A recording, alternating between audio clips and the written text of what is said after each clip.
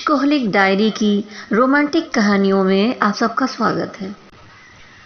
آج میں ایک رائٹر ہیں شہناز بانو، ان کی لکھی ایک کہانی سناؤں گی، پیاس بہت ہے۔ تم پہ ہم تو مرے جا رہے ہیں، مٹنے کی ضد بھی کیے جا رہے ہیں۔ تم پہ ہم تو مرے جا رہے ہیں، مٹنے کی ضد بھی کیے جا رہے ہیں۔ تو یہ جو ہماری سیریز ہے عشقہولک ڈائری، محبت سے بھری ہوئی عشق کی داستانیں بہت ساری۔ تو چلیے کہانی میں آگے بڑھتی ہوں اور سناؤں گی آپ کو پیاس بہت ہے۔ رات تیزی سے گزر رہی تھی، مگر ہمیشہ کی طرح آج بھی نیند روٹھی ہوئی تھی۔ جب وہ سب کاموں سے تھک کر بستر پر اپنی تھکن اتارنے لیٹتی تو بجائے اس کے کہ اسے کچھ سکون حاصل ہوتا، وہ اور بھی بے سکون ہو جاتی تھی۔ سب تکلیف دہ باتیں ایک ایک کر کے اسے یاد آنے لگتی اور وہ لمحہ اور بھی بھاری ہو جاتا اور وہ سو نہیں پاتی تھی۔ اس نے اپنے برابر میں سوئے ہوئے سجل پر نگاہ ڈالی۔ اس کی بوجھل سانسیں اور سینے سے ابھرنے والی ہلکی ہلکی آوازیں بتا رہی تھیں کہ وہ کتنا مطمئن ہے اور گہری نیند میں سویا ہوا ہے۔ آج پورے 25 سال ہو گئے اسے ساجل کا ساتھ نبھاتے ہوئے، بلکہ یوں کہنا چاہیے کہ کمپرومائز کرتے ہوئے۔ جوانی رخصت ہونے کی جگہ پر کھڑی تھی آج، سمجھو رخصت ہونے ہی لگی تھی۔ اس نے اپنے آپ کو سجل کے لیے، اس کی خوشی کے لیے پورا کا پورا بدل ڈالا تھا۔ وہ شادی سے پہلے جو کچھ بھی تھی، جانے کہاں چھپ گئی تھی، کھو گئی تھی، کچھ پتا نہیں۔ اب تو وہ صرف اور صرف مسز ساجل بن کر رہ گئی تھی۔ لیکن ساجل نے اس کے لیے اپنے آپ کو بالکل بھی تبدیل نہیں کیا تھا۔ آج اس کی شادی کی سلور جوبلی تھی، چاروں بچے پورے جوش جنون میں تھے۔ انہوں نے اپنے طور پر ہی ایک چھوٹی سی پارٹی ارینج کر لی تھی، کچھ دوستوں اور قریبی رشتہ داروں کو انوائٹ بھی کر لیا تھا۔ آج صبح حمیر نے ناشتے کی میز پر اسے اور سجل کو وش بھی کرتے ہوئے بات کہی تھی کہ کیا سجل کو بھی بتایا تھا کہ آج شام کو اپنی ساری مصروفیت چھوڑ کر وہ گھر پہ آ جائیں گے۔ سجل نے بچوں سے وعدہ بھی کیا تھا، مگر رات کے 9 بجے تک انتظار کرتے کرتے اس نے شرمندگی کے ساتھ تنہا ہی کیک کاٹا تھا۔ ویسے ہی زندگی پھر۔ سجل کی واپسی 12 بجے کے بعد ہی ہوئی۔ اس وقت تک مہمان بھی جا چکے تھے۔ کافی لوگوں نے اس بات پر حیرت بھی جتائی تھی۔ حیرت ہے سجل کو آج بھی فرصت نہیں ملی۔ وہ کیا کہتی؟ بس سجل کی حماقت میں بولتی رہی کہ یقیناً کوئی بہت اہم میٹنگ آ گئی ہوگی، ورنہ سجل ضرور آ جاتے۔ باتوں کو چھپا رہی تھی۔ مہمانوں کے جانے کے بعد جب وہ چپ چاپ اپنے کمرے میں آئی تو ڈھیر سارے آنسو جو وہ سب کے سامنے چھپاتی جا رہی تھی، تمام باندھ توڑ کر اس کی پلکوں سے باہر آ گئے تھے۔ تبھی بیٹا حمیر اس کے پاس آ کر بیٹھ گیا اور اس کے ہاتھوں کو تھامتے ہوئے، ہاتھ میں لیتے ہوئے بولا، چھوڑو مما، کیوں اپنے آپ کو تکلیف پہنچا رہی ہو؟ مجھے تو پہلے ہی معلوم تھا، ہمیشہ کی طرح آج بھی پاپا کو ٹائم نہیں ملے گا، اور یقیناً آپ کو بھی پتہ ہی ہوگا یہ۔ میں نے تو یہ سب صرف آپ کی خوشی کے لیے کیا تھا۔ وہ کتنی دیر بیٹھا رہا، ماں کو تسلیاں دیتا رہا، اور ایک بار پھر وہ اس کی خاطر تھوڑا ہنستی تھی، مسکرا دیتی تھی۔ وہ جانتی تھی کہ بچے بھی کتنے دکھی ہوتے ہیں، ان کی خاطر تو وہ اپنے دل کا ہر زخم چھپا سکتی ہے، ہنس سکتی ہے بنا مطلب کے بھی۔ اور جب سازل آئے تو انہیں یاد بھی نہیں تھا۔ شکوہ کرتی نگاہوں نے ان کی طرف دیکھتے ہوئے کہا، ڈنر تو آپ کر ہی چکے ہوں گے، کم سے کم منہ میٹھا کرنے کے لیے کیک ہی میرے ساتھ شیئر کر لیں۔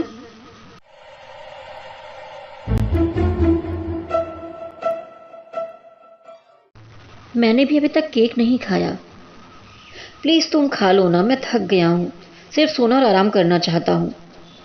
سزل نے بیزاری سے سوری کہتے ہوئے دوسری طرف رخ موڑ لیا تھا، اور ادھر یہ کپ کپاتے ہاتھوں سے چمچہ پلیٹ میں واپس رکھ دیا تھا۔ سزل چینج کر کے آئے اور بستر پر لیٹتے ہی سو بھی گئے۔ آج اس کا بہت جی چاہ رہا تھا کہ وہ سزل کے ساتھ گزرے ہوئے دنوں کی بات کرے، مگر وہ تنہا لیٹے لیٹے ماضی کے بارے میں، پاسٹ کے بارے میں سوچتی چلی گئی۔ آج اسے رہ رہ کر پچھلی تمام باتیں یاد آ رہی تھیں۔ وہ ایک لمحہ، ہم تو ان سے وفا کی امید لگائے ہوئے ہیں، ہم تو ان سے ہی وفا کی امید لگائے ہوئے ہیں جو زمانے میں بے وفائی کا خطاب پائے ہوئے ہیں۔ وہ ان لمحوں کو یاد کر رہی تھی جس دن اس کا میٹرک کا رزلٹ آیا تھا۔ بہت خوش تھی، اس کی فرسٹ ڈویژن رزلٹ دیکھ کر سب خوش تھے، امی ابو چھوٹی بہن سبھی خوش تھے۔ اسے بچپن سے ہی ڈاکٹر بننے کا شوق تھا۔ کالج میں اس کی ملاقات ماہین سے ہوئی۔ ماہین کے ماں باپ دونوں ہی ڈاکٹر تھے اور بڑے بھائی بھی میڈیکل کالج میں تھے۔ جیا بہت کم دوست بناتی تھی۔ ماہین بھی خود ہی آگے بڑھ کر جیا کے نزدیک آئی۔ اس کے مطابق بڑی بڑی ہرنی جیسی آنکھوں والی جیا اسے پہلی بار ہی نگاہ میں کچھ اس طرح بھائی کہ وہ فوراً اس سے دوستی کرنے سے اپنے آپ کو روک نہیں سکی، اور جیسے جیسے دونوں کی ملاقاتیں بڑھتی گئیں وہ ایک دوسرے پر کھلتی چلی گئیں، اور اس طرح دونوں گہری دوست بن گئی تھیں۔ یوں تو کالج میں لڑکے بھی تھے، مگر جیا اور ماہین کو ان میں کوئی دلچسپی نہیں تھی۔ دونوں ہر جگہ ساتھ ساتھ نظر آتی، زیادہ تر پڑھائی بھی ساتھ ہی کرتی۔ ماہین نے اپنی فیملی کے بارے میں جیا کو بتایا تو جیا کو پتہ چلا کہ ماہین کے بھیا بڑی شوخ طبیعت کے ہیں۔ وہ آئے دن بھیا کی شرارتی شکایتوں کو سنایا کرتی۔ اس دن ماہین نے جیا سے کہا، جیا میں کل کالج نہیں آؤں گی۔ کیوں، خیریت تو ہے نا؟ جیا نے پوچھا تھا۔ بس یار، مجھے تو یہ سب کرنا اب اچھا نہیں لگتا، مگر ممی پاپا بچپن سے ہی ایسا کرتے آئے ہیں، اسی لیے ایسا کرنا ہے، ماہین نے دھیرے سے کہا۔ کچھ پتا بھی چلے کہ ایسا کیا ہو رہا ہے تیرے ساتھ؟ جیا نے ہنستے ہوئے کہا تھا۔ ہوگا کیا، وہی برتھ ڈے پارٹی، ماہین نے گہری سانس لیتے ہوئے کہا۔ تمہیں پتہ ہے جو والدین اپنے بچوں کو ٹائم نہیں دے سکتے وہ اپنی محبت کے اظہار کے طور پر اس قسم کی پارٹیاں کرتے ہیں تاکہ ان کے بچے اور دوسرے لوگ یہ نہ سمجھیں کہ وہ اپنے بچوں سے پیار نہیں کرتے۔ ماہین کی آنکھوں میں ڈھیروں بھاری پانی بھر آیا تھا، تھوڑی دکھی سی تھی۔ ارے یہ کیا؟ جیا نے جلدی سے اس کے آنسو اپنی انگلی کے پور سے روک لیے تھے۔ ہاں جیا، تو خوش نصیب ہے کہ تیری امی ایک گھریلو عورت ہے اور ابو اپنا آفس ٹائم ختم ہونے کے بعد سیدھے گھر آتے ہیں، اس طرح تمہارے نزدیک رہتے ہیں۔ ایک میرے ممی پاپا ہیں، صبح ہاسپٹل، شام کو اپنے کلینک چلے جاتے ہیں، رات گئے لوٹتے ہیں، اس لیے ان کے پاس ہمارے لیے ٹائم ہی نہیں ہوتا۔ مگر معاذ بھیا نہ ہو تو پتہ نہیں نہ جانے کیا حال ہوتا میرا۔ بھیا مجھے بے حد چاہتے ہیں، میرا خیال بھی بہت رکھتے ہیں۔ میں جب بھی اداس ہوتی ہوں تو وہ مزے مزے سے باتوں سے میرا دل بہلاتے ہیں۔ حالانکہ وہ اپنی اسٹڈی میں بہت بزی رہتے ہیں مگر میرے لیے ضرور ٹائم نکال لیتے ہیں۔ اس نے دھیان سے دیکھا تھا اپنی دوست کو۔ چل چھوڑ ان باتوں کو، میں بھی کہاں تجھے بور کرنے بیٹھ گئی۔ اچھا کل آ رہی ہے نا؟ ماہین نے بات ختم کرتے ہوئے زخمی مسکراہٹ کے ساتھ پوچھا تھا۔ آئے گی نا تو؟ ضرور آؤں گی۔ جیا نے محبت سے اس کا ہاتھ دبایا تھا۔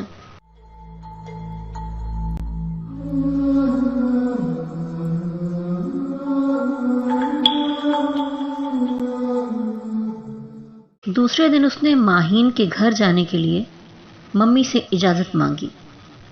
ضرور جاؤ بیٹی، کم سے کم ان بہانے میں تم گھر سے تو نکلو گی۔ پڑھائی کی وجہ سے کیا حال بنا رکھا ہے اپنا؟ امی نے پیار سے اس کے بال سنوارتے ہوئے کہا تھا۔ کیوں امی، کیا ہوا ہے میرے حال کو؟ اچھی بھلی تو ہوں، جیا نے مسکراتے ہوئے پوچھا۔ ہاں میری جان، خدا ہمیشہ ہی تم کو اچھا رکھے، امی نے اسے پیار کرتے ہوئے دعا دی تھی۔ پھر کپڑے سلیکٹ کرنے کا مرحلہ آیا۔ وہاں بھی اس نے امی کی مدد مانگی۔ او ہو آپی، کبھی خود بھی کوئی فیصلہ کر لیا کرو۔ آپ بھی ابھی تک امی کی انگلی پکڑے ہوئے چلتی ہو، جیا کی چھوٹی بہن ثنا نے کتاب سے نگاہ ہٹاتے ہوئے چڑھتے ہوئے کہا تھا۔ اچھا چلو تم ہی کوئی مشورہ دے دو ذرا، جیا نے چھوٹی بہن کے ریمارکس پر جھینپ کر کہا تھا۔ یہ ہوئی نا بات، ہم بتاتے ہیں آپ کو، چلیں اپنی الماری یہاں لائیں۔ ثنا نے کتاب سائیڈ میں رکھ کر آرام سے پاؤں پھیلا کر سان سے کہا تھا۔ کیا مطلب ہے تمہارا؟ میں اتنی بڑی الماری کھینچ کر تمہارے پاس لاؤں؟ جیا نے حیرت سے کہا تو ثنا کہا لگاتی ہوئی اٹھ کھڑی ہوئی۔ توبہ ہے ثنا، اتنی زور سے ہنستی ہو، آہستہ ہنسا کرو، جیا نے اسے سمجھایا تھا۔ آہستہ کیوں ہنسا کروں؟ میری مرضی، مجھے زور سے کہا لگا کر ہنسنا اچھا لگتا ہے۔ وہ منہ بگاڑتی ہوئی جیا کی الماری کی طرف بڑھی اور ایک نگاہ اس کے ہینگرز پر لٹکے ہوئے سوٹوں کی طرف دیکھا اور پہلے کی طرح برا سا منہ بنا کر بیٹھتے ہوئے بولی تھی۔ میرے خیال میں آپ کے ان کپڑوں میں ایک بھی سوٹ ایسا نہیں جو آپ ان لوگوں کے بیچ پارٹی میں پہن کر جا سکیں۔ پھر منہ پر انگلی رکھتے ہوئے سوچ کر بولی، ایسا کریں اب میرا کوئی سوٹ پہن لیں۔ جی نہیں شکریہ، آپ کے سوٹ تو میں قطعی نہیں پہن سکتی، بس یہ والا سوٹ پہن لوں گی، جیا نے گھبرا کر ثنا کو منع کر دیا۔ اور جب شام کو وہ تیار ہو کر آئی تو ثنا اسے دیکھ کر ہنستی ہوئی بولی، لو آ گئی ملکہ نور جہاں۔ جیا نے کالے رنگ کی جالی کا کرتا اور دوپٹہ جس پر سفید موتی لگے ہوئے تھے پہنا ہوا تھا۔ سفید لمبے بالوں میں کانوں میں جھلملا رہے تھے جھمکے۔ میک اپ کے نام پر پنک لپسٹک لگی ہوئی تھی۔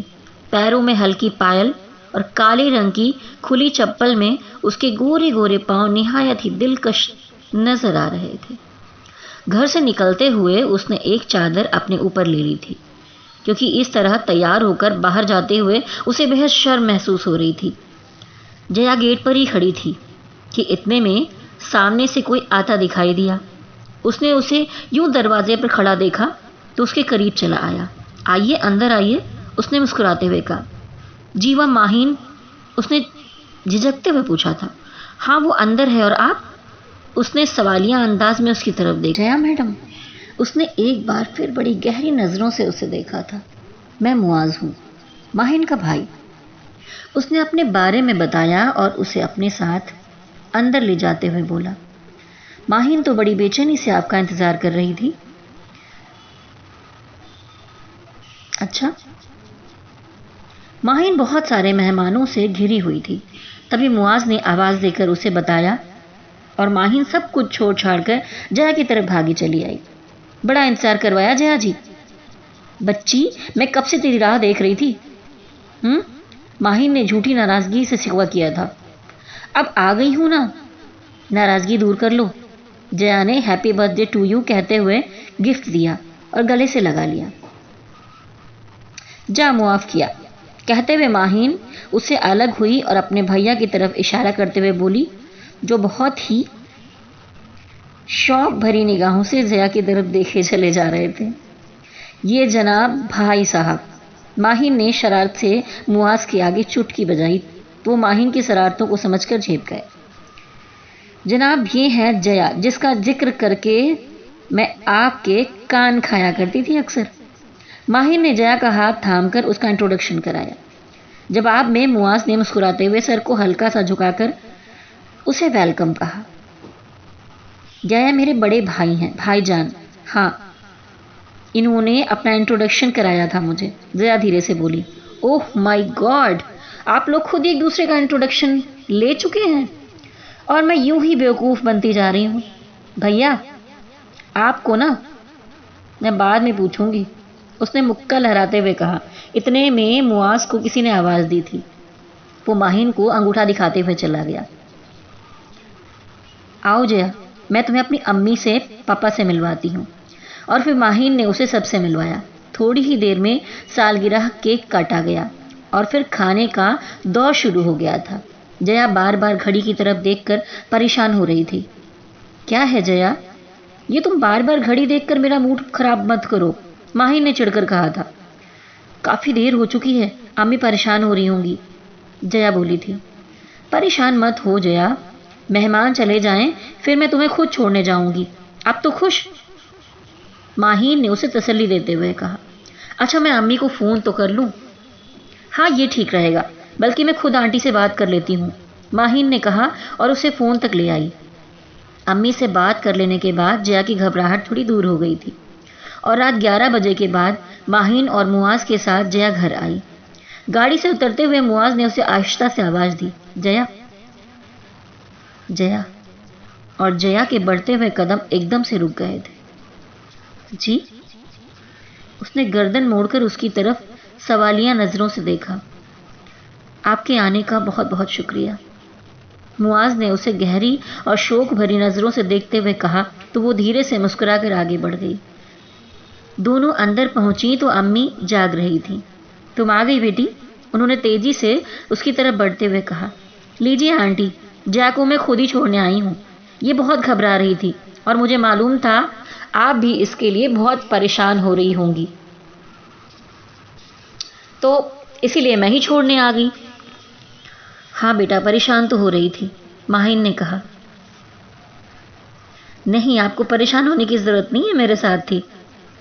ہاں بیٹی یہ تو جانتی ہوں میں اس لیے پریشان ہو رہی تھی کہ ایک تو وہ ویسے ہی گھر سے نکلتی نہیں، دوسری وہ اکیلی تھی، امی نے اطمینان بھرے لہجے میں کہا۔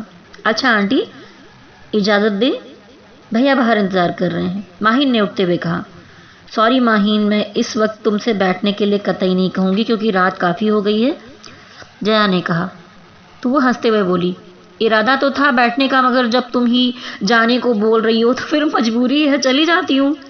ماہین کی بچی، میں تجھے ماروں گی، جیا نے اسے گلے لگاتے ہوئے کہا اور اسے دروازے تک چھوڑنے آئی۔ معاذ گاڑی سے اتر کر گاڑی سے ٹیک لگائے ماہین کا انتظار کر رہا تھا۔ جیا کو دیکھا تو اس کے چہرے پر مسکان آ گئی۔ جیا چینج کر کے عشاء کی نماز پڑھ کر لیٹی تو انجانے میں معاذ کی صورت بار بار ہی آنکھوں کے سامنے آ رہی تھی۔ جیسا ماہین اپنے بھائی کے بارے میں کہتی تھی اس سے کہیں زیادہ اچھے لگے تھے وہ۔ اس کے دل نے اقرار کیا۔ صاف رنگت، نہایت گہری شرافت بھری بھوری آنکھیں اور لمبے چوڑے معاذ اسے اپنے دل میں اترتے ہوئے سے محسوس ہوئے۔ وہ دیر تک جاگتی رہی اور معاذ کو سوچتی رہی۔ پھر اچانک ہی اسے اس طرح کے خیال سے شرم سی آنے لگی تھی۔ اس نے اپنے آپ کو ڈانٹا، کیا سوچ رہی ہے تو، اب سو جا، اور اس نے کروٹ بدل کر آنکھیں بند کر لی تھی۔ دوسرے دن ماہین نے کالج میں اسے بتایا، بھیا تیرے بارے میں ہی باتیں کیے چلے جا رہے تھے، کیا چکر ہے بھائی؟ میں نے بھیا سے پوچھا تو وہ ہنس کر بات ٹال گئے۔ جیا کا دل یہ سن کر ایک نئے انداز میں زوروں سے دھڑکنے لگا تھا۔ معاذ بھی اس کے بارے میں پوچھ رہے تھے، سن کر اچھا لگا۔ پھر وہ سب کچھ بھول بھال کر اپنی پڑھائی میں مصروف ہو گئی۔ امتحان نزدیک تھے اور فرسٹ ڈویژن جو لانی تھی، اگر اس کے نمبر اچھے نہیں آئے تو میڈیکل کالج میں ایڈمیشن نہیں مل پائے گا اور اس کا خواب ادھورا رہ جائے گا۔ وہ رات بھر پڑھنے لگی۔ تبھی اس کی سالگرہ ایک دن آ ہی گئی۔ رات کے ٹھیک 12 بجے فون کی بیل بجی۔ اس نے اس خیال سے جلدی فون اٹھا لیا کہ کہیں ابو کی نیند نہ خراب ہو جائے۔ دوسری طرف ماہین تھی۔ اس کی آواز سنتے ہی اس نے برتھ ڈے سانگ گانا شروع کر دیا۔ Happy birthday to you, happy birthday to you, happy birthday dear Jiya, happy birthday to you. Maheen میری سالگرہ تو کل ہے، जया बोली, नादान दोस्त, 12 बज चुके हैं, नई डेट भी शुरू हो चुकी है, इसीलिए मैंने सोचा कि सबसे पहले मैं तुम्हें विश करूं। माहिर ने कहा तो उसे अपनी हिमाकत पर हंसी आ गई। अच्छा जया, एक बात है, अगर तुम माइंड ना करो तो। माहिर ने कहा, क्या? वो हैरान हुई। भैया भी मेरे पास खड़े हैं और तुम्हें विश करना चाहते हैं, बल्कि इस वक्त तुम्हें विश करने के लिए उन्होंने ही मुझे याद दिलाया। जया का दिल एक बार फिर से जोरों से धड़क उठा था। ठीक है, दे दो, उसने तेज होती धड़कनों को संभालते हुए कहा, और फिर फोन पर मुआज की भारी आवाज सुनाई दी। उन्होंने उसे विश किया, हैप्पी बर्थडे जया। वो जाने क्या कह रहे थे, जया की कुछ भी समझ में नहीं आ रहा था। मुआज की आवाज उसके कानों में आ रही थी। वो सारी की सारी पसीने में नहाती चली जा रही थी। जया, तुम सुन रही हो ना? दूसरी तरफ सन्नाटा महसूस करके उन्होंने धीरे से पुकारा। जी। जया, मेरी ख्वाहिश है कि कल का दिन मैं तुम्हारे साथ गुजारूं, अगर तुम मुनासिब समझो। उन्होंने पूछा। क्यों? उसके मुंह से एकदम से निकला था। भाई, इस क्यों का क्या जवाब दूं मैं? उन्होंने गहरी सांस ली थी। सॉरी, असल में मैं कल घर में रहूंगी, इसलिए कि अम्मी घर पर मेरे लिए छोटी मोटी पार्टी करती हैं, जया ने कहा।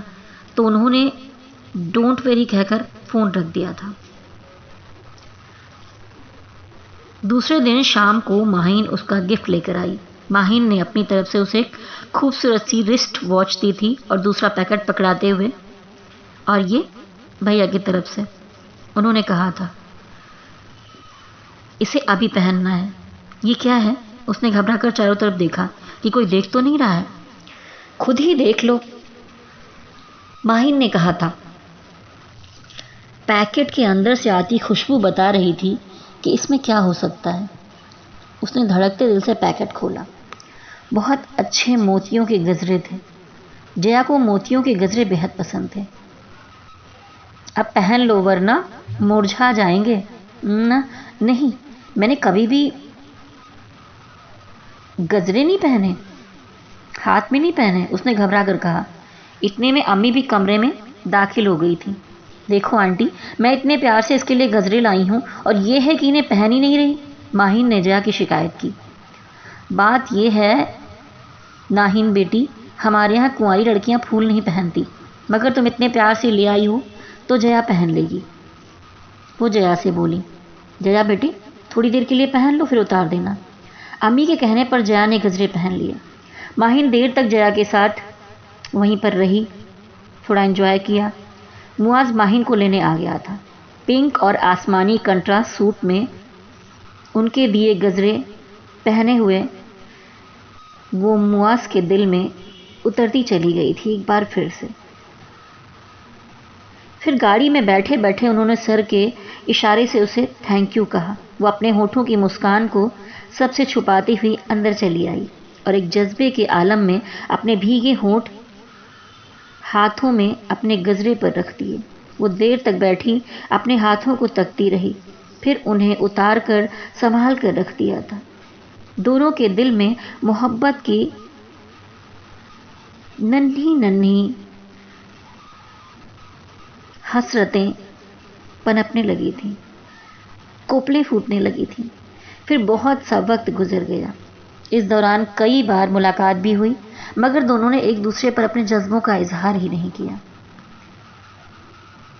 ये मोहब्बत के जज्बे जो इंसान के अंदर पनपते हैं, बंदे के अंदर दिलेरी और तरशारी की कैफियत पैदा कर देते हैं, और वही जज्बा उनके अंदर भी भर गया था। आज वो सना की हर बात पर दिल खोलकर हंस रही थी। सभी उसे हैरत से देख रहे थे। अम्मी ने तो बाकायदा उसकी बलाएं ले डाली थी। उसके फाइनल एग्ज़ाम नज़दीक थे, इसलिए वो एक बार फिर पढ़ाई में मगन हो गई थी। जिस दिन वो आखिरी पेपर देकर आई, एक सुकून उसके चेहरे पर था। हालांकि अभी प्रैक्टिकल बाकी था, मगर फिर भी वो बहुत खुश थी क्योंकि तमाम पेपर्स बहुत अच्छे हुए थे। देखो, मुझे कोई डिस्टर्ब ना करे, मैं सुकून से अपनी नींद पूरी करना चाहती हूँ, उसने घर में ऐलान कर दिया था। وہ ابھی سو ہی رہی تھی کہ شنا شور مچاتی ہوئی اس کے کمرے میں آ گئی۔ آپی، اب اٹھیے بھی، دیکھیں نا شام ہو گئی ہے، پھر گھر میں مہمان بھی آئے ہیں، پلیز شنا سونے دو نا۔ اس نے نیند سے بوجھل آنکھوں کو بمشکل کھولتے ہی کوشش کرتے ہوئے کہا۔ نہیں، امی جان کا حکم ہے کہ آپ کو جگا دیا جائے۔ ذرا دیکھیں تو گھر میں کون آیا ہے؟ سنا نے دوبارہ سے اس کے اوپر سے چادر کھینچی۔ کون آیا ہے؟ اس نے ایک جمائی لیتے ہوئے کہا تھا۔ تایا ابو اور تائی امی۔ تو یہ کون سی بڑی بات ہے؟ آج تم کھانا بنانے میں امی کا ہاتھ بٹا دو نا پلیز، اس نے منت کی۔ جناب، بات کھانا بنانے کی نہیں ہے، کوئی اور خاص بات ہے۔ سنا نے گہرے لہجے میں آنکھیں گھماتے ہوئے کہا تھا۔ خاص بات؟ وہ کیا ہے؟ یہ بھی بتا دوں۔ وہ مجبوراً اٹھ کر بیٹھ گئی اور بالوں کو سمیٹنے لگی تھی۔ تائی امی آپ کے رشتے کی بات طے کرنے آئی ہیں، ساجل سے۔ سنا نے سنا اور جیسے ایک دھماکہ سا ہوا تھا۔ کیا؟ بال سمیٹتے ہوئے اس کے ہاتھ ایک جھٹکے سے نیچے آ گرے۔ ایسا کیسے ہو سکتا ہے؟ وہ دھیرے سے بڑبڑائی تھی۔ ہو نہیں سکتا کیا مطلب؟ ایسا ہو گیا ہے۔ جبھی تو امی آپ کو بلا رہی ہیں نیچے، چلو نا۔ بس آپ فٹافٹ تیار ہو کر آ جائیں، سب آپ کا انتظار کر رہے ہیں۔ تائی امی کو آپ کا منہ بھی تو میٹھا کرانا ہے۔ شنا اور بھی نہ جانے کیا کیا بکتی چلی جا رہی تھی۔ اس کے کانوں میں صرف سائیں سائیں ہو رہی تھی۔ ڈھیروں آنسو آپ نکل آنے کو بےتاب ہو رہے تھے، جنہیں وہ سنا سے چھپانے کے لیے تیزی سے باتھ روم میں گھس گئی، اور پھر سارے بندھن ٹوٹ گئے۔ وہ دیر تک دیوار سے ٹیک لگائے آنسو بہاتی رہی۔ پھر اچانک ہی ایک سوچ نے اس کو تیزی سے بہتے ہوئے آنسوؤں کو روک دیا۔ اس نے اپنے آپ سے سوال کیا، میں کیوں آنسو بہا رہی ہوں؟ کیا میں نے کسی سے کوئی وعدہ کیا ہے؟ یا مجھ سے کسی نے کوئی وعدہ کیا ہے؟ کال قرار کچھ بھی تو نہیں ہوا، کچھ تو نہیں ہوا ہمارے درمیان۔ وہ چپ چاپ تائی امی کے قریب جا کر بیٹھ گئی۔ تائی امی نے اسے لپٹا کر پیار کیا۔ تائی نے اس کی سرخ سرخ لال آنکھیں دیکھ کر سوری کے انداز میں کہا کہ سوری بیٹا، تمہیں مجبوراً جگانا پڑا۔ میں جانے کب سے انتظار کر رہی تھی، تمہاری پیدائش سے لے کر آج تک، انہوں نے کہا۔ پھر مسکراتے ہوئے اس کا منہ میٹھا کرایا اور ماتھا چومتے ہوئے ڈھیروں دعائیں دیں۔ یہ سب کتنا اچانک ہو گیا تھا۔ آج سے پہلے کسی نے اسے کچھ بتایا بھی نہیں، اور نہ ہی اس کی مرضی پوچھی گئی۔ وہ اپنے آنسوؤں کو سب سے چھپاتی ہوئی اپنے کمرے میں بھاگ گئی تھی۔ سب نے اس کی اس ادا کو شرم اور حیا سمجھا، اور امی اور تائی زور زور سے کہا لگا رہے تھے، خوشیاں منا رہے تھے۔ اسے اپنے کانوں پر پگھلا ہوا سیسا اترتا ہوا سا محسوس ہوا۔ رات کو تائی امی کے جانے کے بعد امی اس کے کمرے میں آئیں اور اسے بتایا،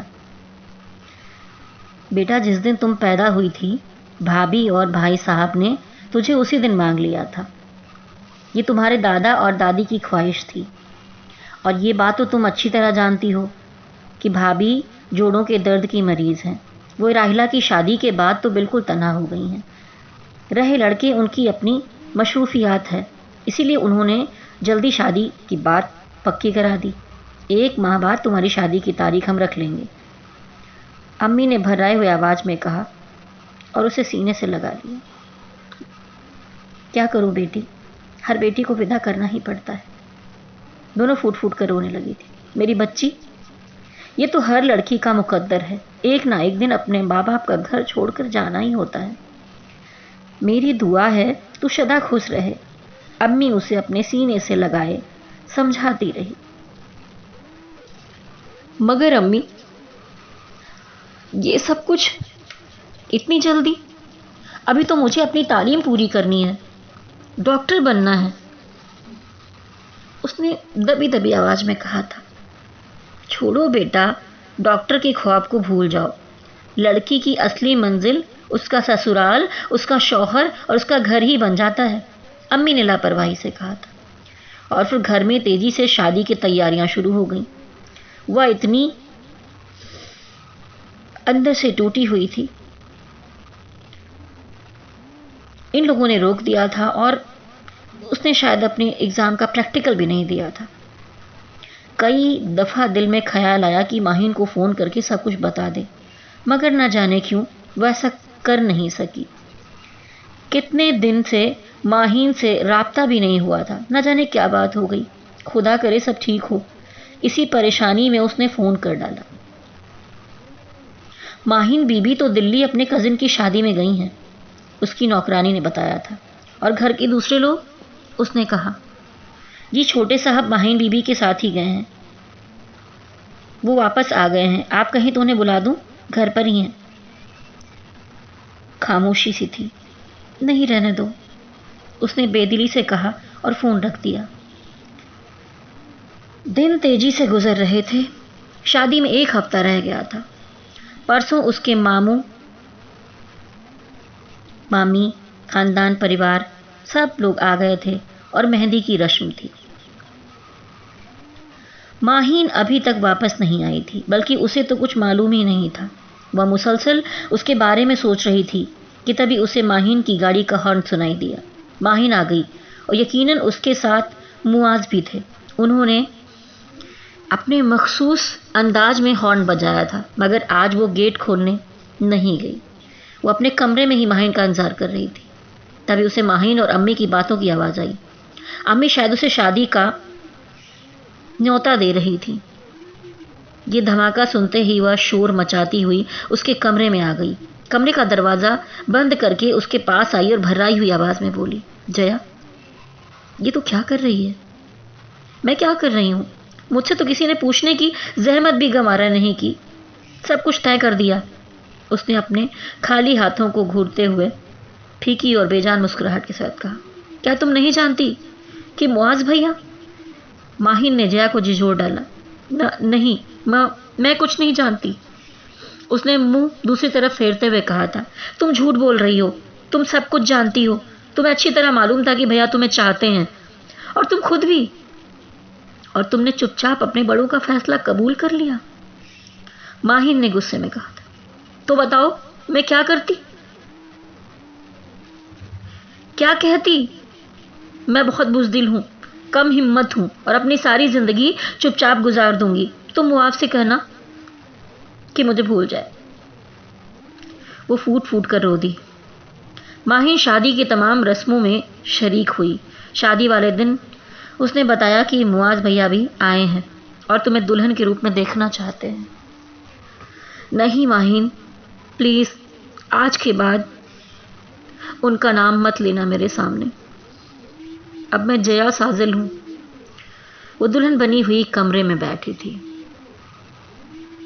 اس رات کے لیے اس کے دل میں نہ تو کوئی ارمان تھا، نہ ہی کوئی امنگ۔ وہ بار بار اپنے آپ کو سمجھا رہی تھی کہ اپنی نئی زندگی شروع کرنی ہے۔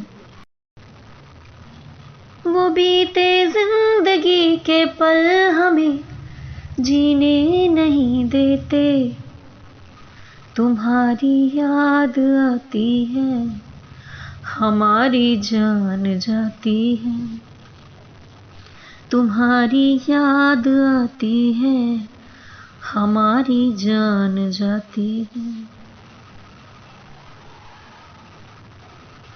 خود کو سنبھال لیا تھا اس نے اور شاہین سے کہا تھا، اب میں جیا ساجل ہوں اور کچھ نہیں، کچھ نہیں۔ وہ دلہن بنی کمرے میں بیٹھی تھی۔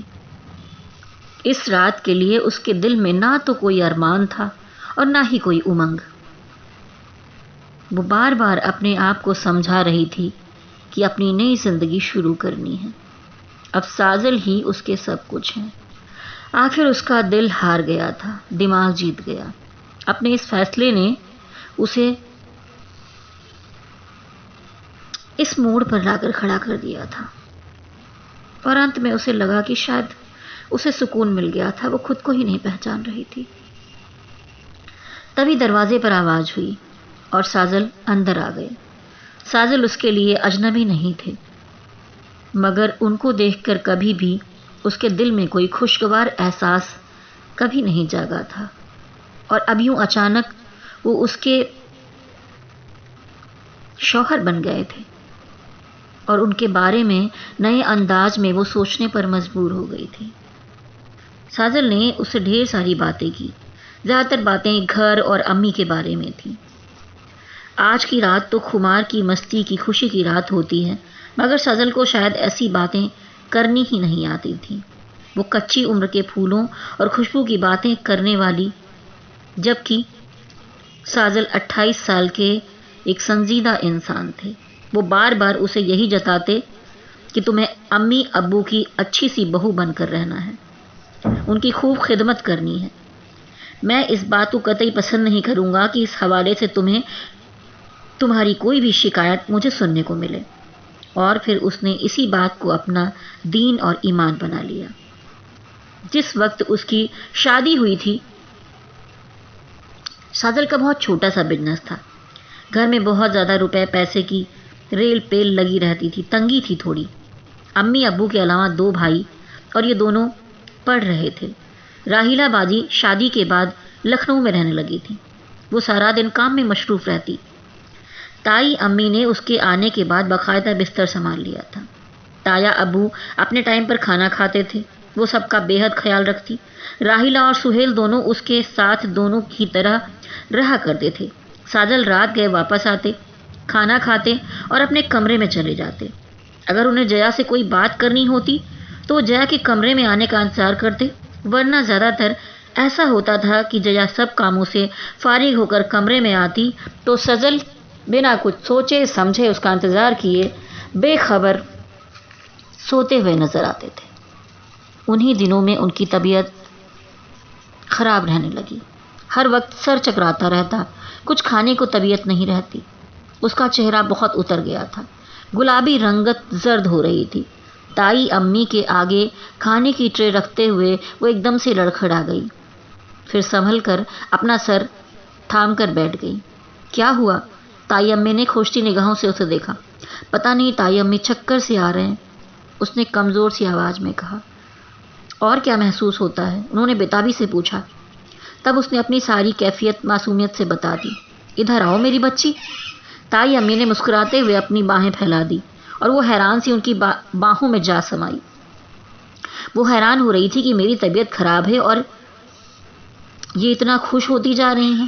اس نے ایسی کیفیت میں کبھی کسی کو نہیں دیکھا تھا، نہ ہی اسے معلوم تھا کہ اس کے اندر کتنی بڑی تبدیلی پیدا ہو گئی ہے. شام کو تایا ابو گھر آئے تو امی نے ان سے ایسا کہا تھا کہ گھر بھر میں خوشی کی لہر دوڑ گئی اور پھر مٹھائی منگوائی گئی. سب نے منہ میٹھا کیا. راہیل اور سہیل اسے عجیب انداز سے دیکھ کر ہنس دیے. بھائی ایسی کی کیا بات ہے خوشی کی؟ مجھے بھی تو بتائیں، اس نے راہیل سے کہا. راہیل بھیا اس سے عمر میں 2 سال بڑے ہونے کے باوجود بہت پیار سے اسے بھابھی کہا کرتے تھے. البتہ سہیل اس کا ہم عمر تھا. کیا واقعی آپ کو کچھ بھی نہیں پتا؟ راہیل نے پوچھا. کیا؟ وہ جھجلا گئی. اچھا بھائی جان سے پوچھ لیجیے گا، وہ بھی اسے کچھ نہیں بتا سکے. رات کو جب ساجل آئے تو وہ ان کے ساتھ ہی تایا ابو کے کمرے میں چلی گئی. مبارک ہو بیٹا، ہمیں جیا نے بہت بڑی خوشخبری سنائی ہے، تائی امی نے کہا. میں نے کچھ بھی نہیں کہا امی، اس نے معصومیت سے پلکیں پٹپٹا کر کہا. پاگل ہے بالکل، انہوں نے ہنس کر کہا. کیا تم واقعی میں اتنی معصوم ہو یا صرف ایکٹنگ کر رہی ہو؟ اپنے کمرے میں اس نے یہی سوال جب ساجل سے کیا تو انہوں نے طنزیہ لہجے میں پوچھا تھا. کیا مطلب؟ وہ حیرانی سے بولی. مطلب یہ ہے کہ تم پڑھی لکھی ہو، واقعی تمہیں معلوم نہیں کہ تم ماں بننے والی ہو؟ اور اس کے منہ سے وہ سن کر ماری شرم کے اس کا برا حال ہو گیا تھا. اس لمحے وہ امید کر رہی تھی کہ ساجل اسے پیار سے گلے لگائیں گے، کوئی خوبصورت جملہ سنائیں گے، مگر ایسا کچھ بھی نہیں ہوا. انہوں نے صرف اتنا کہا، کل چچی جان کی طرف چلیں گے، تم ان کے ساتھ ڈاکٹر کو دکھا لینا. اور وہ چپ چاپ لیٹ گئے. تائی امی بستر سے اٹھ نہیں سکتی تھی. ان کا خیال رکھنے کی پوری کوشش کرتی تھی. راہیل اور سہیل بھی ان کا خیال رکھتے تھے. انہی دنوں راہیلہ بازی بھی لکھنؤ سے آ گئی. وہ بھی بہت خوش تھی. ہاں ساجل کا رویہ وہی روکھا اور پھیکا تھا. وہ اپنے کاروبار کو بڑھانے کے سلسلے میں دن رات مصروف رہتے. اس کے لیے یا اس سے کچھ پوچھنے کی انہیں فرصت بھی نہیں تھی۔ دن تیزی سے گزرتے چلے جا رہے تھے۔ ایک دن اسے ہاسپٹل جانے کی ضرورت پیش آئی۔ تائی امی نے ساجل کو فون کیا کہ فوراً گھر آ جائیے، مگر ایسے موقع پر بھی انہوں نے کہا ابو کو بلا لیں، وہ لے جائیں گے، میری بہت اہم میٹنگ ہے۔ وہ پریشان سی سب کو فون کر رہی تھی۔ امی کے پاس فون پہنچا تو فوراً ہی دوڑتی ہوئی وہاں آ گئیں۔ تایا ابو اور امی کے ساتھ وہ اسپتال گئی۔ ڈاکٹر نے بتایا تھا کہ کچھ مسئلہ پیدا ہو رہا ہے، ڈلیوری نارمل نہیں ہو سکتی، ہمیں آپریشن کرنا ہوگا، اس کے لیے شوہر کے سائن کی ضرورت ہے۔ اور یہ کام بھی تایا ابو نے انجام دیا۔ وہ موت کی دہلیز کو چھو کر ایک نئی زندگی کو لے کر پلٹ آئی۔ ساجل دیر تک رات کو اسپتال آئے، کچھ دیر اس کے پاس کھڑے رہے، پھر بنا کچھ کہے چلے گئے۔ اس وقت بھی اس کے منہ سے کچھ اچھا سننے کی حسرت دل میں لیے ہی وہ رہ گئی تھی۔ ایسے حمیر کی پیدائش کے بعد اس کی مصروفیات میں بے حد اضافہ ہو گیا تھا۔ ساجل کی محنت بھی رنگ لا رہی تھی، اس کا بزنس کافی ترقی کر گیا تھا۔ انہوں نے اچھے علاقے میں ایک بنگلہ خرید لیا تھا۔ گھر میں گھریلو کام کے لیے 2 نوکر رکھ لیے گئے تھے۔ تبھی وہاں سب ایک بڑے صدمے میں آ گئے۔ تائی امی کی موت ہو گئی تھی۔ اس نے بڑے دل و جان سے ان کی خدمت کی تھی۔ تائی امی کے جانے کے بعد وہ بہت تنہا ہو گئی تھی۔ ایسا لگتا تھا اب کرنے کو کوئی کام ہی نہیں رہا۔ کچھ دنوں بعد اس کی سالگرہ آ گئی۔ راہیل اور سہیل نے مل کر ایک چھوٹی سی پارٹی بھی رکھ لی تھی، اپنے طور پر اسے گفٹ بھی دیے، مگر وہ منتظر تھی کہ ساجل اسے مبارکباد دیں، کوئی گفٹ دیں۔ حالانکہ اس کے پاس ہر چیز تھی، ساجل نے کبھی کسی چیز کی تنگی نہیں ہونے دی تھی، مگر تحفہ تو تحفہ ہی ہوتا ہے۔ اس سے انسان کو اپنی اہمیت اور حیثیت کا اندازہ ہوتا ہے کہ ہم کسی کے لیے کیا اہمیت رکھتے ہیں، کیا ہیں۔ یہ بھی نہیں تھا کہ ساجل طور طریقے نہیں جانتے تھے۔ ایک مرتبہ وہ اپنے دوست کی شادی کی سالگرہ پر جا رہے تھے، تب انہوں نے گفٹ کے ساتھ پھولوں کا بوکے بھی لیا تھا، کارڈ بھی لیا تھا۔ اس رات وہ دیر تک جاگتی رہی، دیر تک شادی کے پہلے کی یادیں آ رہی تھیں۔ جب اس کی برتھ ڈے رات 11 بجے معاذ کا فون آیا تھا اسے وش کرنے کے لیے۔ موتیوں کے گجرے کا تحفہ بھی اس نے کئی دن سنبھال کر رکھا تھا، مگر شادی سے 1 روز پہلے اس نے وہ سوکھے ہوئے گجرے اپنی الماری سے نکال کر ایک صاف کاغذ میں لپیٹ کر ماہین کو دیتے ہوئے کہا تھا کہ یہ معاذ کو دے دینا۔ وہ سب یادوں کو اپنے ذہن سے خرچ کر پھینک دینا چاہتی ہے، پوری ایمانداری اور سچائی سے ساجل کی ہونا چاہتی ہے، مگر ساجل۔ پھر اسے یاد آیا کہ ایک دن جب ساجل جلدی آ گئے تو ان کے ہاتھ میں ایک شاپر تھا جسے انہوں نے بے پرواہی سے ڈریسنگ ٹیبل پر ڈال دیا اور کہا کہ انہیں شام کو ایک میٹنگ کے سلسلے میں دلی جانا ہے، کل واپسی ہوگی۔ یہ کیا ہے؟ اس نے شاپر کی طرف دیکھا۔ دیکھ لو، انہوں نے بے نیازی سے کہا اور کروٹ لے کر سو گئے۔ جیا نے شاپر کھولا تو اس میں موتیوں کے گجرے تھے۔ مارے خوشی کے اس کے پاؤں کانپنے لگے۔ ساجل میرے لیے گجرے لائے ہیں، اس نے خوش ہوتے ہوئے سوچا۔ شام میں نہا دھو کر اس نے ہلکا سا میک اپ کیا، گجرے ہاتھوں اور بالوں میں پہن لیے۔ بڑے چچا نے ساجل کے سامنے آئی کہ وہ خوش ہو کر اسے شراتے ہوئے، شاید وہ اپنے ہونے والی میٹنگ میں ڈوبے ہوئے تھے، انہوں نے دھیان ہی نہیں دیا۔ اس کا آنا بالکل بیکار جیسا ہی تھا، انہوں نے اس کی طرف دھیان ہی نہیں دیا تھا۔ اور وہ پوچھ بیٹھی، دیکھیں ساجل، اور بتائیں میں کیسی لگ رہی ہوں؟ میں نے آج تک آپ کو یہ کیسے خیال آ گیا لانے کے لیے میرے لیے؟ ساجل نے ایک نگاہ اس پر ڈالی اور بولا، اچھی لگ رہی ہو، تمہیں تو پتا ہے مجھے ان چیزوں میں قطعی کوئی انٹرسٹ ہے نہیں۔ ویسے وہ کل عادل میرے ساتھ تھا، سگنل پر گاڑی رکی تو بچہ لے کر آیا اور اس نے زبردستی مجھے دلا دیے کہ بھابھی کے لیے لے لو۔ ساجل نے تو اس طرح اس بات کو کہی تھی جیسے کوئی ایک دم عام سی بات ہو، مگر جیا کا دل بری طرح چکنا چور ہو چکا تھا۔ ساجل کے جانے کے بعد اس نے وہ گجرے اپنے ہاتھ اور بالوں سے بری طرح نوچ کر پھینک دیے. وہ پھوٹ پھوٹ کر روتی چلی جا رہی تھی اور یہ زندگی اسی طرح گزرتی جا رہی تھی.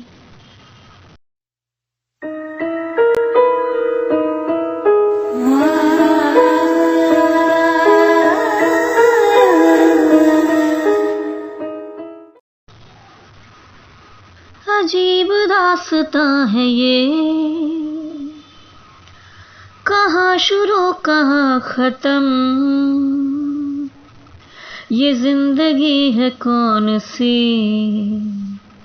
نہ وہ سمجھ سکے نہ ہم. عجیب داستاں ہے یہ، کہاں شروع کہاں ختم، یہ منزلیں ہیں کون سی، نہ وہ سمجھ سکے نہ ہم. زندگی اسی طرح گزرتی چلی جا رہی تھی.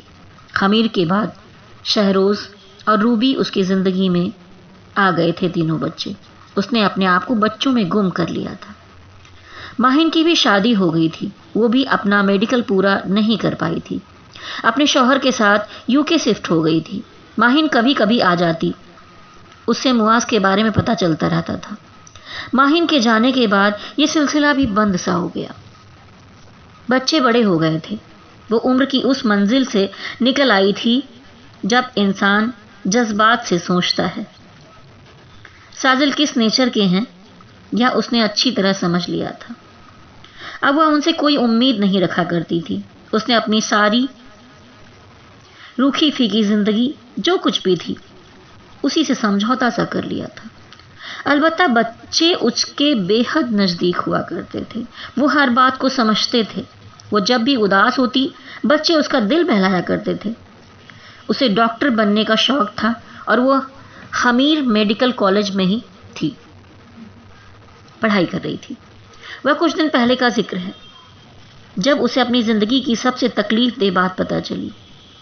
وہ بار بار سوچ رہی تھی کہ آج سے پہلے اسے اس بات کا خیال کیوں نہیں آیا. ساجل کے بزنس پارٹنر شمیر کی وائف نے اس سے ملاقات کی تو باتوں باتوں میں اس کے منہ سے نکل گئے. سنڈے کو شرمین کی سالگرہ تھی اور اس نے صرف ساجل بھائی کو انوائٹ کیا تھا. کچھ لوگ زیادہ شور شرابہ پسند نہیں کرتے نا، اسی لیے. شرمین کون؟ اس نے حیرت سے پوچھا. اس لیے کہ اس نام کی کسی لڑکی سے واقف نہیں تھی. ارے بھابھی، آپ شرمین کو نہیں جانتی؟ وہ ساجل بھائی کی فرینڈ ہے. اور اچھا، ہاں میں بھول گئی تھی. ہاں، اس نے جھٹ سے آگے بات بڑھائی. وہ نہیں چاہتی کہ دونوں کے سامنے جو بھرم بنا ہوا ہے وہ ٹوٹ جائے. ہاں، شرمین تو ساجل بھائی کے ساتھ ہر میٹنگ میں جاتی ہے. یعنی یہاں سے باہر جب بھی دوسرے شہر میں وہ جاتے ہیں تو شرمین ان کے ساتھ ہمیشہ ہوتی ہے. وہ اپنے سائیں سائیں کرتے دماغ سے یہ سب باتیں سن رہی تھی. ان کے جانے کے بعد وہ دیر تک بیٹھی سوچتی رہی تھی. اسے ساری باتیں یاد آنے لگیں. سنڈے کو ساجل تیار ہو کر کہیں گئے تھے اور جیا کو ہمیشہ کی طرح یہی بتایا کہ بزنس میٹنگ ہے، اور اس نے فوراً سادگی میں اعتبار بھی کر لیا تھا. اگر اس میں کوئی برائی کی بات نہیں تھی تو ساجل نے منہ چھپایا ہی کیوں؟ انسان چھپ کر برائی کرتا ہے اسی لیے کہ اس کے دل میں چور ہوتا ہے اور اس بات کو اچھی طرح جانتا ہے کہ وہ بھی غلط کر رہا ہے. آج میں ساجل سے شرمین کے بارے میں ضرور پوچھوں گی. اتنا تو میرا حق بنتا ہی ہے، اس نے سوچا تھا. رات گئے جب ساجل آئے تو ان کے ہاتھ سے کوٹ لے کر ہینگر پر لگاتے ہوئے اس نے بے پرواہی سے پوچھا تھا، ساجن، سنڈے کو آپ شرمین کی سالگرہ پر گئے تھے، کیسی رہی پارٹی؟ جیا کے اس سوال پر ساجل نے کہا، ایک دم سے چونک گیا تھا اور پوچھا، کس نے بتایا تمہیں؟ آپ کیا سمجھتے ہیں؟ اگر آپ کوئی بات مجھ سے چھپائیں گے تو مجھے پتہ ہی نہیں چلے گی. مجھے یہ بھی معلوم ہے کہ آپ بزنس ٹور پر جب بھی جاتے ہیں شرمین آپ کے ساتھ ساتھ ہی ہوتی ہے نا؟ اس نے ان کی آنکھوں میں آنکھیں ڈال کر کہا تھا. ہاں ہوتی ہے تو پھر تمہیں کوئی اعتراض ہے؟ انہوں نے چپتے ہوئے لہجے میں کہا تھا. نہیں، میں آپ کی لگتی ہی کون ہوں جو اعتراض کروں؟ میں نے تو یوں ہی پوچھ لیا تھا. اس نے بھی اسی لہجے میں جواب دیا تھا۔ دیکھو جیا، تم غلط سمجھ رہی ہو، ایسی کوئی بات نہیں ہے۔ اصل میں شرمین میری سیکرٹری ہے اور میں ہر میٹنگ میں اسے اپنے ساتھ اسی لیے رکھتا ہوں کہ اسے ہی آفس کے سارے کام سنبھالنے ہوتے ہیں، بس اور کوئی وجہ نہیں ہے۔ وہ جو اس نے اپنی برتھ ڈے پر صرف آپ کو انوائٹ کیا تھا، وہ کس لیے؟ انسان ایسا صرف اسی لیے کرتا ہے کہ وہ نہیں چاہتا کہ اس کی خوشی کو کوئی تیسرا شیئر کرے۔ جیا نے بحث کی تھی۔ ارے بابا، تمہارا جو بھی چاہے وہ سمجھ لو من۔ اصل میں وہ بے حد دکھی لڑکی ہے، اس کا سوائے ایک بوڑھی ماں کے اس دنیا میں کوئی بھی نہیں ہے، یہ کہا تھا اس نے، اور اسی لیے اس نے اپنی سالگرہ میں صرف مجھے بلایا تھا، اور وہ تو کر بھی نہیں رہی تھی اپنی برتھ ڈے پارٹی، میں نے زبردستی منوایا تھا۔ اچھا، تبھی تو آپ اس کے لیے گفٹ بکے اور کارڈ لے گئے تھے۔ آپ چاہتے تھے کہ اس کے سارے دکھ اپنے دامن میں سمیٹ لیں۔ کتنا خوش ہوتی ہوگی نا وہ آپ کے اس طرح کیئر کرنے سے، جیا نے طنز بھرے لہجے میں کہا تھا۔ ساجل نے کوئی جواب نہیں دیا تھا، خاموشی سے بیڈ پر لیٹ گئے اور ہاتھ پلٹ کر آنکھوں پر رکھ لیا تھا۔ جیا بہت دیر تک ان کے بے چینی سے ہلتے پیروں کو دیکھ رہی تھی۔ وہ سمجھ گئی کہ ساجل جاگ رہے تھے، لیکن وہ بھی سائیڈ میں پلٹ کر لائٹ آف کر کے لیٹ گئی تھی۔ اور پھر مسز سمیر اکثر اسے ساجل اور سرمین کے قصے سناتی رہتی، جنہیں سن کر وہ ہنس دیتی۔ اب اس کی سالگرہ والے دن بھی انہوں نے جیا کو بتایا کہ ساجل سرمین کے گھر گئے ہیں، شاید اس کی ماں کی طبیعت خراب ہے۔ وہ شدید ڈپریشن میں بے حال ساری گزری باتیں سوچے چلی جا رہی تھی۔ آج اسے احساس ہو رہا تھا کہ ساجل نے تایا ابو اور تائی امی کی خوشی کی خاطر اس سے شادی تو کی، مگر وہ شاید اس کے دل کے کسی بھی کونے میں نہیں تھی۔ وہ اسے محبت نہ کر سکے جو ایک شوہر کو اپنی بیوی سے ہوتی ہے۔ یہ نہیں کہ انہوں نے اس کا خیال نہیں رکھا، بلکہ انہوں نے اسے دنیا کا ہر سکھ، ہر آرام دیا، مگر دل کی خوشی کبھی بھی نہیں دی۔ 25 سال سے وہ ساجل کے منہ سے صرف ایک جملہ سننے کے لیے ترس رہی تھی، میں تم سے پیار کرتا ہوں، تم میرے لیے سب کچھ ہو۔ نہیں، میں ساجل کے دل میں اپنی کوئی جگہ بنا ہی نہیں پائی۔ کیا ملا مجھے؟ ساجل میرے لیے تو تم پتھر کی چار دیواری کی طرح ہو، جو تحفظ تو دیتی ہے مگر پیار نہیں، اور میں اس چار دیواری کے اندر رکھی ہوئی پتھر کی وہ بے جان مورت ہوں جسے جہاں چاہو اٹھا کر رکھ دو۔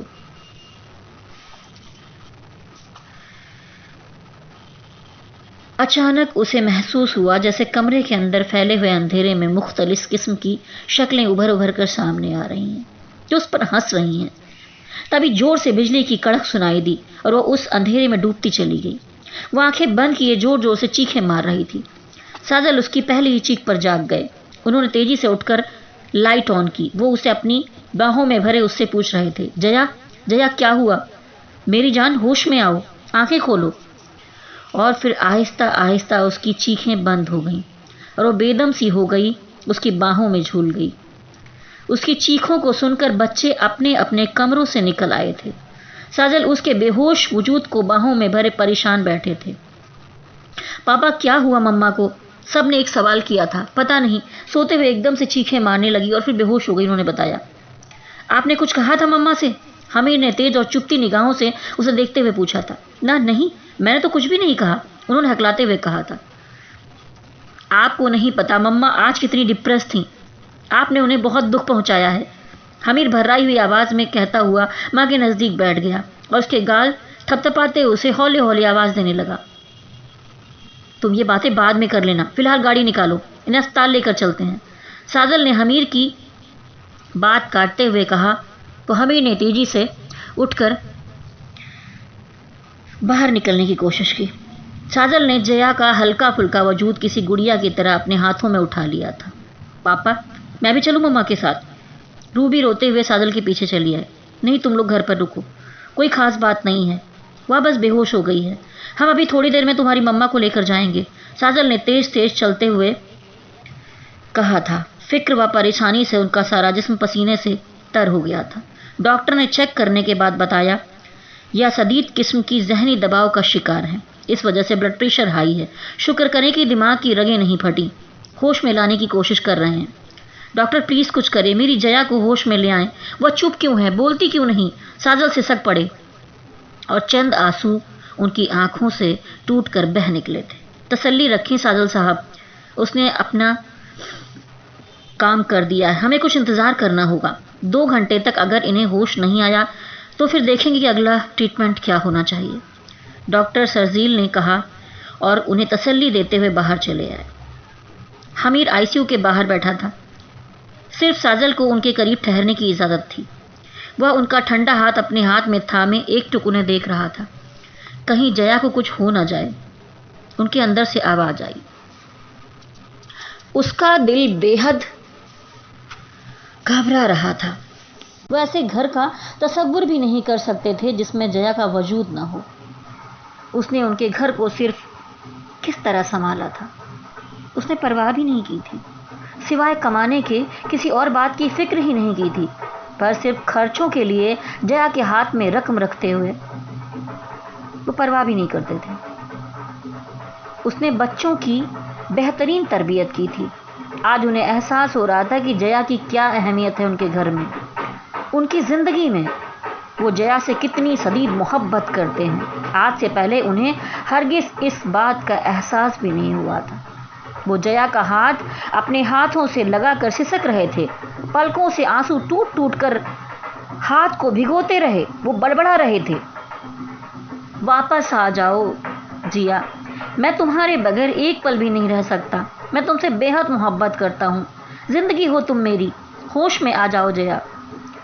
تم نے تو آج تک مجھے اپنی طرف سے کوئی دکھ تکلیف ہونے ہی نہیں دی، پھر آج تم میرا یہ کیسا امتحان لے رہی ہو؟ نہ جانے وہ کچھ بول بھی نہیں پا رہا تھا۔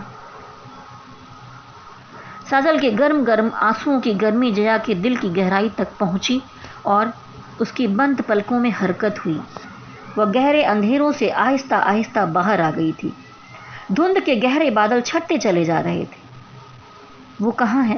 اس نے پلکوں کو جھپکا کر اپنی گردن کو ہلکا سا موڑ کر دیکھنے اور سمجھنے کی کوشش کی تھی، تبھی اسے یاد آ گیا، وہ اپنے بستر پر تھی۔ پھر بجلی زور کی چمکی اور وہ ڈر کر بے ہوش ہو گئی تھی۔ اچانک اسے اپنے ہاتھ پر نمی کا احساس ہوا۔ اس نے نظریں نیچی کر کے دیکھا، وہ ساجل تھے، اس کے ہاتھ پر سر رکھے ہوئے تھے۔ میں تم سے بہت پیار کرتا ہوں جیا، لوٹ آؤ، تم ہی میرا پیار ہو، میری زندگی ہو۔ وہ دیکھے چلی جا رہی تھی، کیا یہ ساجل ہے؟ یہ کیا کہہ رہے ہیں یہ؟ اسے اپنے کانوں پر یقین نہیں ہو رہا تھا۔ وہ حیران ہوتی چلی جا رہی تھی، دھیرے سے بولی، ساجل، ساجل۔ اس کی آواز پر ساجل نے ایک جھٹکے سے اپنا سر اٹھایا تھا، ان کا پورا چہرہ آنسوؤں سے تر تھا۔ جیا تم لوٹ آئی، میری جیا، تم میرے لیے لوٹ آئی ہو نا؟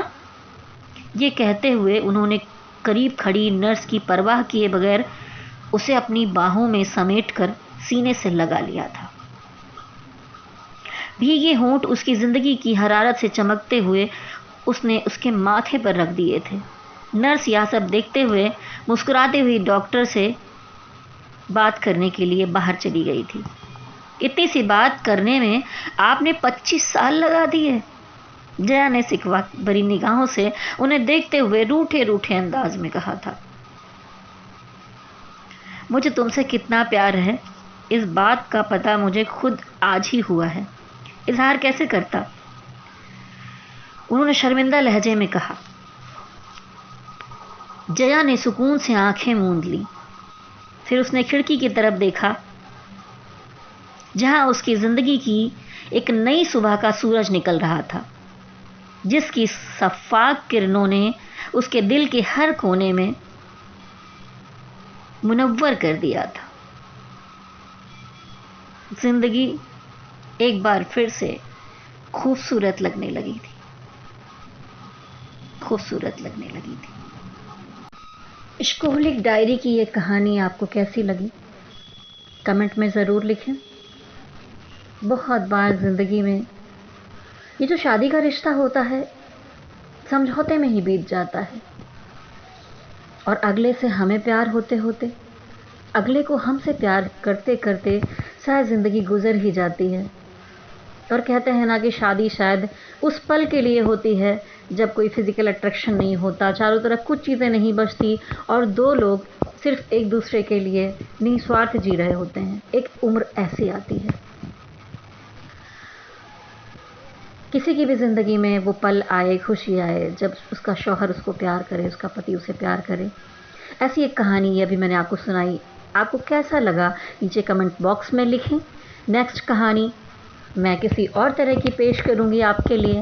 تو عشقوہلک ڈائری کی یہ کہانیاں آپ کو کیسی لگ رہی ہیں، اور اگر آپ کو پسند آ رہی ہیں تو میرے channel webs rock the web کو ضرور سبسکرائب کر لیں، آل بٹن کو ٹچ کریں، کیونکہ میں ہر ہفتے یا ہفتے میں 2 دن آپ کے لیے کہانیاں لے کر آتی رہوں گی جو بہت خوبصورت ہوں گی، عشق سے بھری ہوئی ہوں گی اور تھوڑے درد سے، کشک سے بھری ہوئی ہوں گی۔ ہر طرح کے کلرز ہوں گے یہاں پر، تو اس کے لیے آپ کو سبسکرائب کر لینا ہوگا میرے چینل کو۔ تو لائک، شیئر اور سبسکرائب کریے اور دیکھتے رہیے ہماری عشقوہلک ڈائری ادھوری کہانیاں۔ عشقوہلک ڈائری، ہماری ادھوری کہانی۔